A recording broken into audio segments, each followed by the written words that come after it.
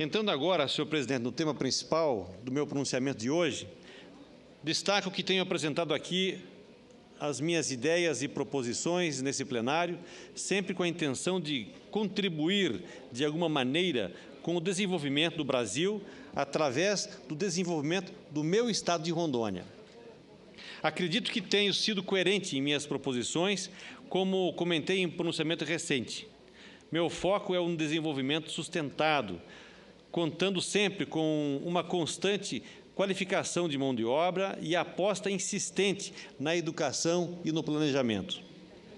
Por esse motivo, por acreditar nesses elementos, que para mim são fundamentais para que se possa tocar um governo ou uma administração pública, que eu venho aqui hoje para destacar os avanços do Brasil nos últimos anos, no governo do excelentíssimo senhor presidente Luiz Inácio Lula da Silva.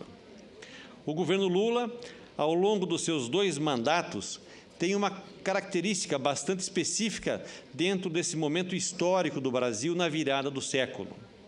O Brasil havia começado a experimentar uma muito aguardada tranquilidade econômico-financeira, uma época de grande estabilidade que garantiu as sementes necessárias para que pudesse florescer uma nova época para o nosso Brasil. E os avanços desse governo podem ser medidos não apenas na manutenção de uma estabilidade econômica, mas sim nas conquistas em termos de estrutura e infraestrutura em vários setores do Brasil.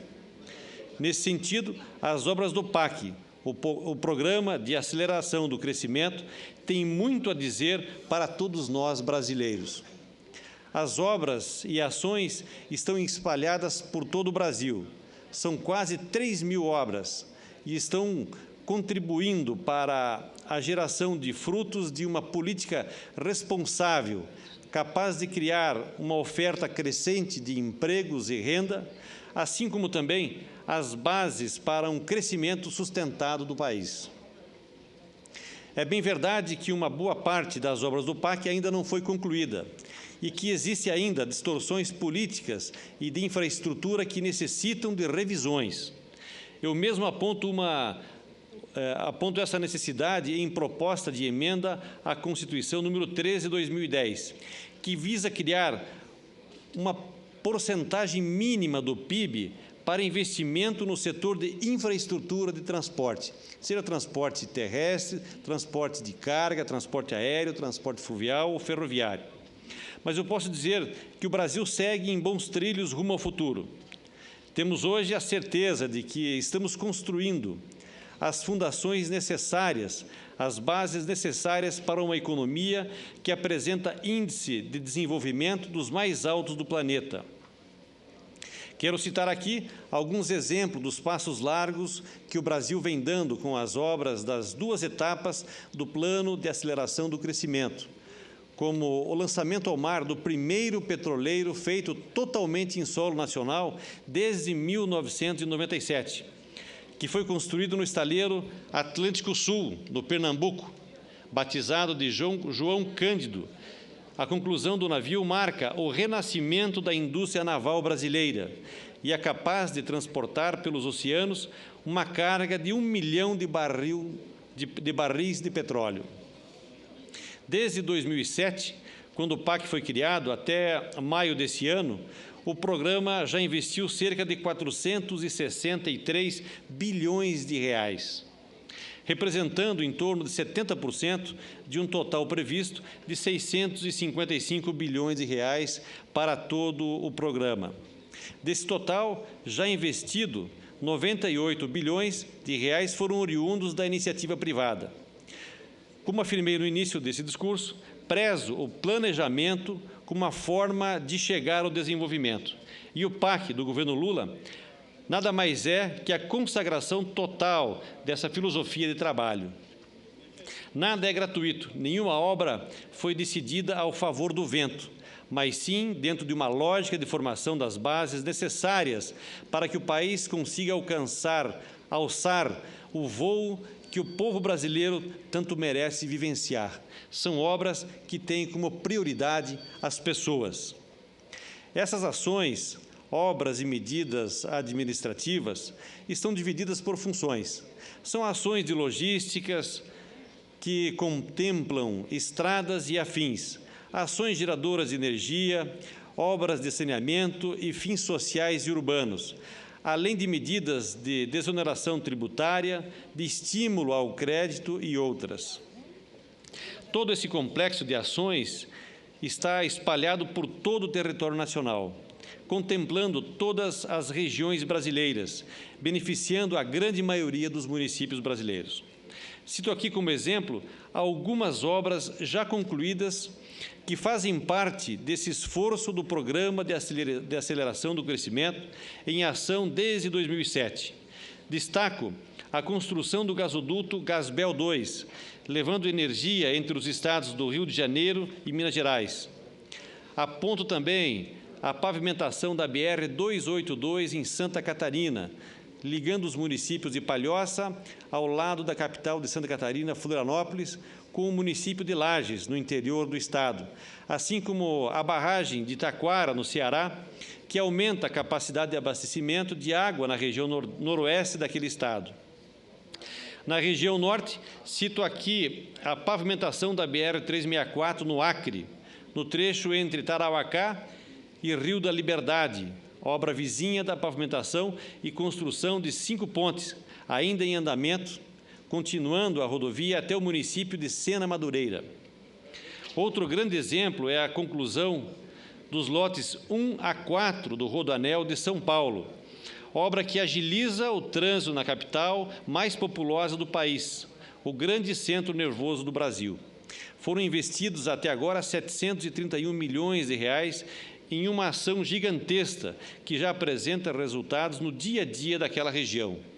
Dia a dia que também já foi afetado positivamente para quem passa hoje na ponte sobre o Rio São Francisco e acessos na BR-116, na divisa entre Pernambuco e Bahia. Ou então, para as pessoas que passam hoje pelo viaduto da BR-040, em Vila Rica, Minas Gerais, uma obra que trouxe mais segurança e comodidade àquela região.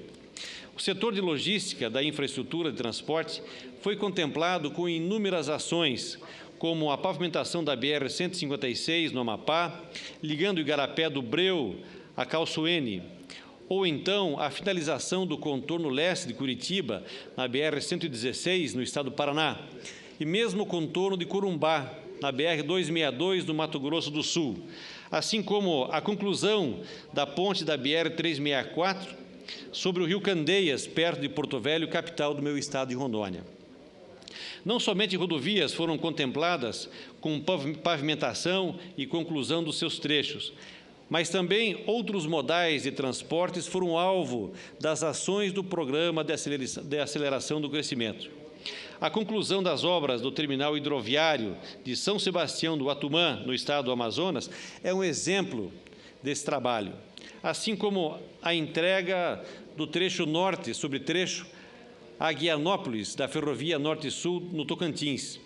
Ferrovia que deverá se estender até o norte, subindo por Vilhena e chegando até Porto Velho, se Deus quiser, dando ao meu estado, Rondônia, o papel de ser a ligação tanto da escoação da produção brasileira, que vai ao Pacífico ou para o Atlântico Norte, assim como rota turística também. Aeroportos de todo o país também foram contemplados com ações do PAC. São ampliações e reformas em aeroportos como Congonhas, Santos Dumont, em Salvador, Fortaleza, em João Pessoa, na Paraíba e Boa Vista, Roraima, entre outros. Foram, ao lado, 9 ações em 8 aeroportos, somando um total de 270 milhões de reais.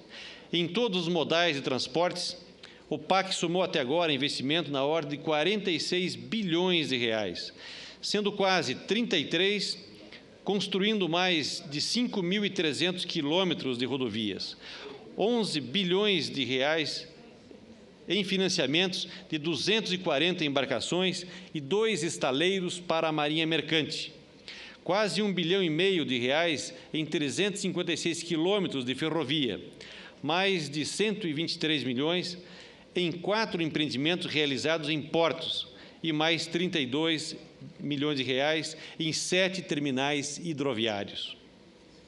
No setor energético, os avanços são memoráveis. A área de exploração e produção de petróleo e gás natural é responsável por 62,8 bilhões de reais. Em segundo lugar, está a área de geração elétrica, que realizou um investimento de 14 bilhões e meio de reais para aumentar a oferta de energia de 6,8 mil megawatts. As ações do Plano de Aceleração do Crescimento já resultaram em 47 pequenas centrais hidrelétricas, a construção de 28 usinas eólicas e a implantação de usinas termoelétricas em 14 estados. Isto sem falar nas obras das usinas hidrelétricas do Rio Madeira, em Rondônia, no meu estado. Senhor presidente, as ações do PAC contabilizam nada menos do que cerca de 3 mil obras e serviços em geral em todo o país. Tudo isso são ações estratégicas voltadas para a consolidação de nossa infraestrutura, seja energética, de transporte, logística, de produção. O PAC, implantado pelo governo Lula, é o maior esforço de base já realizado na história do Brasil e será, por muito tempo, tema de estudos e ficará na lembrança do povo brasileiro como um marco do momento de transição do nosso país. Uma transição que separa um país em desenvolvimento de um país desenvolvido. O Brasil, pós-governo Lula, pós-PAC, é um país que tem o ferramental necessário para crescer, para enfrentar seus desafios de frente. Precisamos dar continuidade a todo esse trabalho, todo esse esforço, aprimorando o nosso material humano e consolidando já uma filosofia de planejamento no Brasil, em cada um dos estados que constituem essa federação. Tudo em nome de um futuro melhor, mais sólido, mais justo para cada cidadão brasileiro. Os investimentos no meu estado de Rondônia, senhor presidente, senador Monsanta, os investimentos de habitação são mais de 625 milhões de reais em todo o estado de Rondônia. Implantação da ferrovia de integração oeste ligando Uruaçu e Vilhena é uma obra que está em início, mas que nós aguardamos com muita ansiedade, com muita expectativa e com muita esperança em Vilhena. Não só vindo até Vilhena, mas chegando até Porto Velho também, ligando a hidrovia do Madeira, para que nós possamos interligar não só o produto da Amazônia, mas também os produtos para a Amazônia. A construção da ponte sobre o Rio Madeira, ligando Porto Velho e Manaus, é uma obra muito importante que já deu início em Porto Velho. O terminal hidroviário de Porto Velho, no porto chamado Porto do Cainágua, são quase 11 milhões de reais e essa obra é muito importante para a nossa capital, para o nosso estado de Rondônia. A ponte de Candeias, também na BR-364, a travessia de Porto Velho nas vias marginais da BR-364 são obras importantes que estão no PAC. A tão aguardada reconstrução da BR-364, através do CREMA. Estive hoje com o diretor-geral do DENIT, Dr. Pagô, aonde ele me coloca que esta semana deve se concluir esse projeto para imediatamente colocar em licitação uma obra importantíssima para o estado de Rondônia, que é a reconstrução da BR-364. A implantação da BR-429 entre Presidente Médici até Costa Marques. Hoje, entre Médici e Alvorada, praticamente concluído esse trecho. Em obras entre Alvorada do Oeste até São Miguel, o ministro Paulo Sérgio teve a satisfação nossa de tê-lo lá em Costa Marques, que deu a ordem de serviço para o trecho Costa Marques a São Domingos. É um trecho pequeno, mas muito importante, fazendo o trabalho inverso, iniciando a obra lá em Costa Marques para vir de encontro. e amanhã estaremos com o ministro Paulo Sérgio novamente, para que ele dê a ordem de serviço no trecho 2 e 3, que liga São Miguel a São Francisco, passando por Bom Princípio. É uma obra importantíssima, passando por Seringueiras. É uma obra muito importante para todos nós, mas precisa ser dado a ordem de serviço.